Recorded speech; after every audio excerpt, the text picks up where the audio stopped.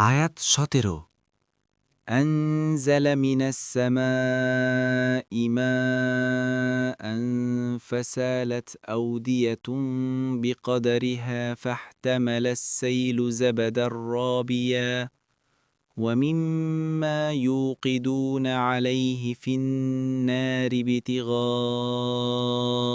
حلية أو متاع زبد مثله كذلك يضرب الله الحق والباطل فأما الزبد فيذهب جفاء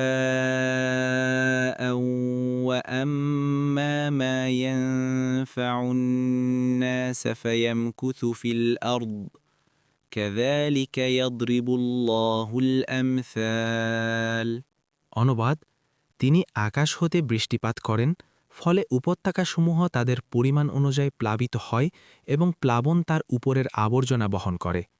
এরূপে আবর্জনা উপরিভাগে আসে যখন অলঙ্কার বা তৈজসপত্র নির্মাণের উদ্দেশ্যে কিছু আগুনে উত্তপ্ত করা হয়। এভাবে আল্লাহ সত্য ও অসত্যের দৃষ্টান্ত দিয়ে থাকেন। যা আবর্জনা তা ফেলে দেয়া হয় এবং যা মানুষের উপকারে আসে তা জমিতেই থেকে যায়। এভাবে আল্লাহ উপমা দিয়ে থাকেন। তাফসির ১ নং ফুটনোটের বিবরণ, অর্থাৎ নির্ভেজাল ধাতু গুলিয়ে কাজে লাগানোর জন্য স্বর্ণকারের চুলা গরম করা হয়, কিন্তু যখনই এ কাজ করা হয় তখনই অবশ্যই ময়লা আবর্জনা উপরে ভেসে ওঠে এবং এমনভাবে তা ঘূর্ণিত হতে থাকে যাতে কিছুক্ষণ পর্যন্ত উপরিভাগে শুধু আবর্জনা রাশিই দৃষ্টিগোচর হতে থাকে। ২ নং ফুটনোটের বিবরণ, এ আয়াতে আল্লাহ তাআলা মূলত দুটি উদাহরণ পেশ করেছেন, একটি পানির, অপরটি আগুনের। এ দুটি উদাহরণে আল্লাহ তাআলা হক যে স্থায়ী এবং বাতিল যে ক্ষণস্থায়ী তা বুঝিয়ে দিয়েছেন। উদাহরণ দুটির মধ্যে প্রথমটি হল, আল্লাহ তাআলা যখন আকাশ হতে বৃষ্টিপাত করেন তখন উপত্যকাসমূহ তাদের নিজের পরিমাণ অনুযায়ী পানি ধারণ করে। যদি উপত্যকাটি বড় হয় তবে বেশি পানি ধারণ করে, আর যদি ছোট হয় তাহলে তার নিজের পরিমাণ অনুযায়ী পানি ধারণ করে। নবী সাল্লাল্লাহু আলাইহি ওয়াসাল্লামের উপর ওহির মাধ্যমে যে জ্ঞান নাজিল করা হয়েছিল, এ উপমায় তাকে বৃষ্টির সাথে তুলনা করা হয়েছে।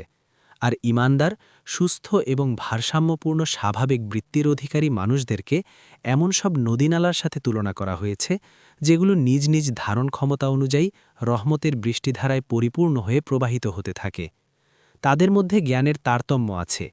একজনের মনে অনেক জ্ঞান ধারণ করে, আরেকজনের মন বেশি জ্ঞান ধারণ করতে পারে না। অন্যদিকে সত্য অস্বীকারী ও সত্য বিরোধীরা ইসলামের বিরুদ্ধে যে হৈহাঙ্গামা এবং উপদ্রব সৃষ্টি করেছিল, তাকে এমন ফেনা ও আবর্জনা রাশির সাথে তুলনা করা হয়েছে যা হামেশা বন্যা হবার সাথে সাথেই পানির উপরিভাগে উঠে আসতে থাকে। প্লাবন তার উপরে আবর্জনা বহন করে বলে এ কথাই বোঝানো হয়েছে। এগুলো মূলত সন্দেহ ও কুপ্রবৃত্তির সমষ্টি। হকের সাথে এগুলোও মানুষের মনে প্রবেশ করে মানুষকে বিভিন্নভাবে প্রতারিত করতে চায়। কিন্তু অন্তরে আল্লাহের ওহির পরিমাণ অনুসারে দ্রুত অথবা ধীরে ধীরে তারা তাদের ঈমানি জোরে সে সমস্ত সন্দেহ ও কুপ্রবৃত্তিকে দূরীভূত করে দিতে পারে। তখন শুধুমাত্র ঈমান বাকি থাকে, আর যা কুফুরি ও সন্দেহ সেগুলো অপসৃত হয়ে যায়। দ্বিতীয় উদাহরণটি হল আগুনে পুড়ে খাঁটি হওয়ার উদাহরণ।